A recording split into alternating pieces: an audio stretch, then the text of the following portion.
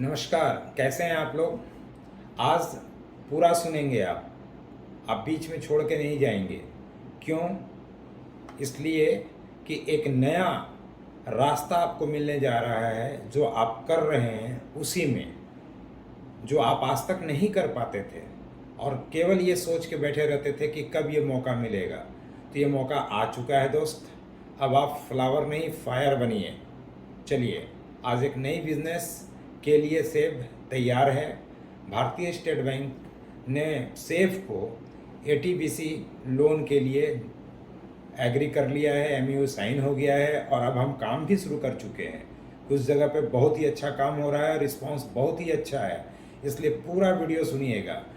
अब एटीबीसी जो लोन है, एग्रीटेक बिजनेस कॉरस्पॉन्डेंट के रूप में सेब स्टेट बैंक के साथ आ चुका है। तो अब हम चलते हैं स्क्रीन पे। आपको आज दो लोन के बारे में बताएंगे, एग्रीकल्चर लोन और गोल्ड लोन के बारे में। ये बहुत ही आसानी से होता है, हर कस्टमर का डिमांड है, हर कस्टमर का डिमांड है। आप एक बार अपने आप को केवल ये कहेंगे कि मैं ये करवाता हूँ, देखिएगा आपके पास लाइन लग जाएगा, इनकम बहुत ही अधिक होंगे। और जो अभी डिजिटल ट्रांजेक्शन्स हो रहे हैं उसमें बहुत सारे ग्राहक डिपॉजिट विड्रॉवल वाले निकलते चले जा रहे हैं, उनकी भरपाई आप यहाँ से कर सकते हैं। वहाँ पे आपकी इनकम जो थी उससे दोगुनी इनकम इस प्रोडक्ट में है। इसलिए जो भी हों, लीडर हों, काम करने वाले हमारे ग्राहक सेवा केंद्र संचालक हों, उनसे मेरा नम्र निवेदन है कि पूरी बात सुनिए। ये मैं आप सबों के लिए ही कर रहा हूँ कि आने वाला समय आपके आर्थिक उत्थान में सहयोग दे। अब चलते हैं हम लोग स्क्रीन पे। सबसे पहला प्रोडक्ट है किसान क्रेडिट कार्ड। अब हम इसको ऐसे समझते हैं कि किसान क्रेडिट कार्ड है क्या। तो किसान क्रेडिट कार्ड ये किसान को मिलता है। किसको मिलता है? किसान को मिलता है। एलिजिबिलिटी अगर हम देखें तो सबसे पहले एक प्रोडक्ट कोड है जो बिजनेस कॉरस्पॉन्डेंस के माध्यम से होगा और बैंक के माध्यम से होगा, दोनों इस काम को करेंगे। लेकिन जो आपके माध्यम से होगा उसका प्रोडक्ट कोड 6531 1143 और 6531 1142 ये प्रोडक्ट कोड होगा जो लोन करते वक्त उनको डालना पड़ेगा शाखा प्रबंधक महोदय को। इन दोनों प्रोडक्ट कोड में लिमिट बनी हुई है, कितना से कितना लाख रुपया तक का कौन प्रोडक्ट कोड जाएगा। तो 1 रुपया से लेकर के 50 लाख तक का जो प्रोडक्ट कोड होगा वो 31 और 43 वाले होंगे, उनको डालेंगे। और उसके बाद 50 लाख से लेकर के 2 करोड़ तक का ये लोन होता है, उसमें आप डालेंगे 6531 1142। समझ गए पूरी बात? ब्रांच मैनेजर सब बोलेंगे कि हमको नहीं समझ में आ रहा है कि क्या करें, तो प्रोडक्ट कोड उनको बताएंगे, उनको पता चल जाएगा।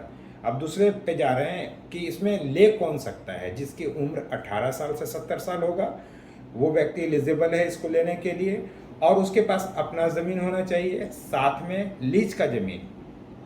और कॉरपोरेट वाले भी इसमें आ सकते हैं, एग्रीकल्चर के उद्देश्य से अगर लोन लेना चाहें तो उनको मिल सकता है। आप समझ गए पूरी बात? अब हम आते हैं कि इसको लोन में रेट ऑफ इंटरेस्ट क्या लगेगा। एक बहुत बड़ा क्वेश्चन है, सभी लोग पूछते हैं कि रेट ऑफ इंटरेस्ट क्या लगेगा। तो भारतीय स्टेट बैंक जो ये किसान क्रेडिट कार्ड देगी उसमें 3 लाख से नीचे वाला जो लोन होगा ना, उसमें 7% लोन लगेंगे, इंटरेस्ट लगेंगे 7%। अच्छा, उसमें 2% का फ्लैक्सी है ये, उसमें वहाँ पे उनको अनुदान भी मिलता है। उसके बाद जो 3 लाख से ऊपर होंगे वो 12.5% तक जाता है। अब क्यों 12.5% तक जाता है, ये क्वेश्चन आपके मन में होगा। तो आप समझिएगा, भारतीय रिजर्व बैंक जो है वो सारे बैंकों को निर्धारित करता है बेस रेट के ऊपर, बेस रेट के नीचे इंटरेस्ट नहीं लेना है। तो अभी वर्तमान समय में रिजर्व बैंक ऑफ इंडिया का जो बेस रेट है स्टेट बैंक के लिए वो 8% है। तो अब देख रहे हैं आप 3 से 5 लाख में 12.30% इंटरेस्ट लग रहा है। इसी तरीके से 5 से 25 लाख पे 13.30% इंटरेस्ट लगेगा। आप ये ग्राहक को समझा सकते हैं, लेकिन इतनी बात बोलने की ज़रूरत नहीं है। ये सारी बातें ब्रांच मैनेजर सर या एफओ सर समझा देंगे। उसके बाद हम आते हैं कि ग्राहक क्या क्या लेकर के आएगा कि उसका ये लोन हो सकता है। तो स्क्रीन पे आप जा सकते हैं, देख सकते हैं कि क्या क्या लिखा हुआ है। जो बॉर्वर है उसका 4 फोटोग्राफ चाहिए, एसबीआई का बैंक अकाउंट डिटेल्स होना चाहिए उसके पास, लैंड रिसिप्ट, समझिएगा जो ज़मीन वो दिखाएगा कि मैं ज़मीन इतना मेरे पास है, इस पे हम लोन लेना चाहते हैं, तो उसकी एक रसीद कटती है ब्लॉक से। हर राज्य का अलग अलग तरीका है, वहाँ पे रसीद कटती है, कुछ ऑनलाइन करते हैं, कुछ मैनुअल करते हैं, तो उसकी एक व्यवस्था करनी पड़ेगी। उसके बाद LPC, ये एग्रीकल्चर भाषा है लैंड पोजीशन सर्टिफिकेट, ये आपको ब्लॉक से मिलेगा। वहाँ से जितना ज़मीन है उसमें पूरा विवरण होता है ज़मीन का, एक्चुअली की ज़मीन कितना है, उसका दायरा कितना है, कितना एकड़ में है, ये सारी चीज़ें लिखी रहती है। उसके बाद बैंक जो और कागजात मांगेगा वो सारे कागजात आपको देने होंगे। बॉर्वर का KYC प्रूफ, आधार और पैन का होना ज़रूरी है। उसके बाद अगर वो ज़मीन आप मान के चलिए कि शेयर में है, दादाजी के नाम पे है, पोता को लेना है, तो वहाँ पे एक चीज़ और आएगी जहाँ पे आपको समझ करके जाना होगा। वहाँ पे उसको कहते हैं पारिवारिक विवरण। कर्मचारी जो होते हैं ऑथराइज कर्मचारी ब्लॉक के, उसका पारिवारिक विवरण बना देते हैं, जिसको वंशावली भी कहते हैं। वो बना करके एक सर्टिफिकेट जारी कर देते हैं, और उसके बाद इतना ही करना आपको है। इतना कर करके ग्राहक को समझा दीजिए, वो सारा पेपर तैयार कर लेगा। पेपर तैयार करने के बाद वो सीधा KCC लेने के लिए बैंक आएगा आपके माध्यम से।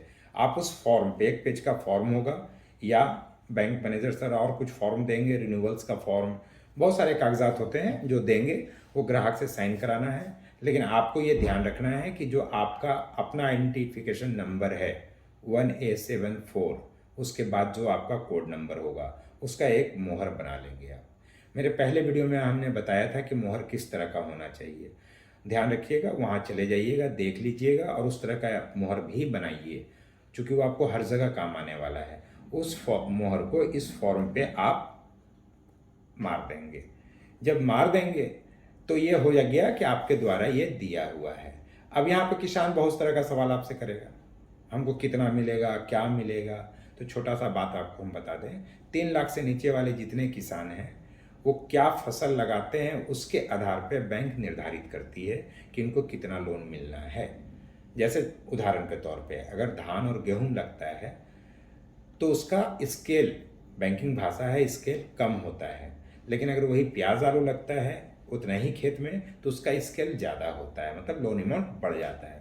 साथ में एक फ़ायदा और यहाँ पे मिलता है ग्राहक को, जो मशीनरी यूज़ करता है उसके रख रखाव के लिए अलग से KCC लोन स्केल पे जितना हुआ उसके अलावे 10-20-50 हज़ार रुपया और बढ़ता है। आगे समझ में पूरी बात। इसी तरीके से आपको समझाना भी है और समझना भी है। जब ये आप कर लेते हैं तो आपका काम खत्म। उसके बाद वो ब्रांच में जाएगा। फिर ब्रांच का जो प्रोसेस है हम अगले वीडियो में नहीं, अभी तुरंत बताएंगे आपको।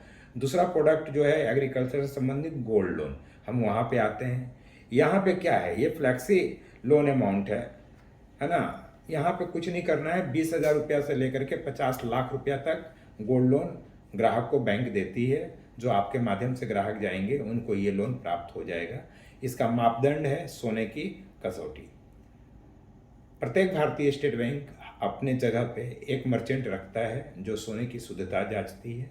आप ग्राहक को ये समझाएंगे कि अगर आपको गोल्ड लोन लेना है आप लेकर के आइए गोल्ड, और उस मर्चेंट के पास जाइए जो भारतीय स्टेट बैंक ने चिन्हित कर रखा है। वहाँ वो जाएंगे, अपने सोने का कसौटी कराएंगे।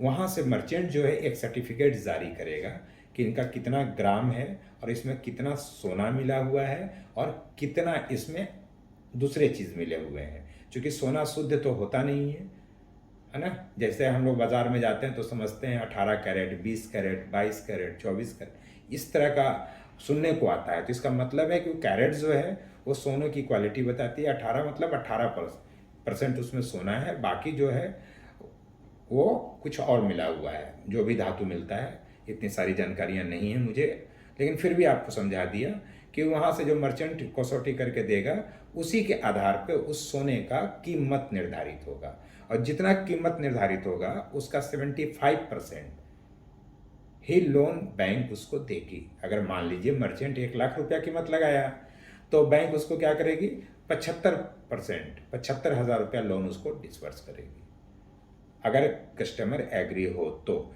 इसमें जो इंटरेस्ट रेट है वो 7.30% है, प्लस 0.50 GST है। आ गया समझ में। बाकी सारी बातें ब्रांच बताएगा। आपका काम यहाँ खत्म। अब इसके बाद क्या क्या वो लेकर के आएगा ग्राहक, फिर वहीं हम आते हैं। फुल KYC उनको करना पड़ेगा। सर्वप्रथम उनका एक खाता बैंक में होना ज़रूरी है, 4 फोटोग्राफ लेकर के आएंगे। उसके बाद बैंक का जो कागजात डिमांड होगा वो कागजात उनको देंगे। एसबीआई देख रहे हैं, इसमें लिखा हुआ है SBI approved merchant gold Smith purity certificate एक लेकर के आएंगे। बस इतना करना है सर, आपका गोल्ड लोन कंप्लीट। अभी ये जो लास्ट वाला स्क्रीन पे आप देख रहे हैं, ये आपके लिए नहीं है, लेकिन आपका जानने के लिए बहुत ही ज़रूरी है। अगर ये चीज़ आप जान गए ना दोस्त, रिस्पेक्ट बढ़ जाएगा, मज़ा आ जाएगा, रिस्पेक्ट बढ़ जाएगा, आपका रिस्पेक्ट बढ़ जाएगा। अभी आप समझिए, भारतीय स्टेट बैंक में बहुत सारे ऐसे कर्मचारी हैं जो बहुत ही नॉलेजेबल हैं, लेकिन चूंकि इतना जल्दी जल्दी बदलाव हो रहा है सिस्टम में, प्रोडक्ट कोड चेंज हो जा रहा है, नया प्रोडक्ट आ जा रहा है, पाथ बदल जा रहा है, बहुत सारी चीज़ें हो रही हैं, तो उनके सहयोग के लिए और आपकी जानकारी के लिए यहाँ पे दिया हुआ है कैसे करेंगे। वो सबसे पहले कहाँ जाएंगे, कैप्चर और type code, type corporate name to BC undertaken is CBS। वहाँ CBS जब वो खोलेंगे पेज ना, तो उनको ये चीज़ डालना है। ये डालते ही आपका परिचय हो गया उस सिस्टम में कि आप हैं कौन। कॉर्पोरेट नेम सेव जाएगा, कॉर्पोरेट कोड सेव का जाएगा 1874। इतना करने के बाद स्टेप बाय स्टेप वो नीचे आएंगे। यहाँ दिया हुआ है step 1 logging into CBS through BMCO/FO logging. ये 3 ही व्यक्ति इसमें लॉगिंग कर सकते हैं। ठीक है, आपको बताना होगा अगर नहीं जानते हैं तो, नहीं तो चुपचाप आराम से बैठिएगा, ज्ञानी मत बनिएगा। Step 2 for cash credit overdraft accounts, किस टाइप का वो लोन कर रहे हैं वहाँ आपको सेलेक्ट करना है। ये आपके चीज़ की नहीं है, वो ब्रांच का चीज़ है। उसके बाद आप देखेंगे यहाँ पे select option deposit CCOD account and service, option amend deposit CCOD account, enter loan account number. जो अकाउंट खुलेगा ना वो अकाउंट नंबर वहाँ पे डलेगा। उसके बाद एडिशनल डिटेल्स में उनका डिटेल्स डलेगा, किसका, ग्राहक का। उसके बाद वो क्या करेंगे, capture type corporate name, screen number 2015 पे कॉर्पोरेट का नाम डालेंगे, आपका कोड डालेंगे। बाकी का काम ब्रांच मैनेजर सर का है, आपका नहीं है। हो गई आपकी इनकम। ऐस करिए, बड़ा आसानी से होता है और आराम से होता है। प्रचार करिए, आगे बढ़िए, आने वाला भविष्य लोन का ही है। Thank you. आप इसे सब्सक्राइब भी करिए, बेल बटन भी दबाइए और मुस्कुराइए।